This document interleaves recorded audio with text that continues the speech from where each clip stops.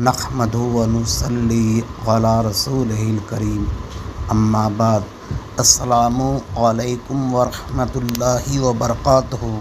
اگر آپ نے اس چینل کو ابھی تک سبسکرائب نہیں کیا ہے تو اسے ضرور سبسکرائب کر لیں۔ اصول دین کے متعلق جو سوچ رکھی جاتی ہے وہ عقیدہ کہلاتا ہے۔ مسلمان ہونے کے لیے صحیح عقیدہ ہونا لازمی ہے۔ دیوبندی اور سنی کے مابین جو اختلاف ہے وہ عقیدے کا ہے۔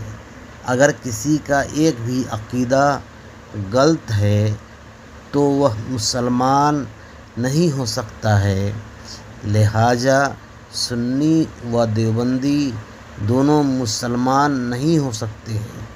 کوئی ایک مسلمان ہوگا جس کا عقیدہ قرآن و احادیث کے موافق ہوگا۔ جو عقیدہ قرآن و احادیث کے موافق ہے وہ اہل سنت و جماعت ہیں۔ جو اس کے مخالف ہیں وہ بدعقیدہ ہیں یعنی کافر ہیں۔ وآخر دعوانا الحمد للہ رب العالمین۔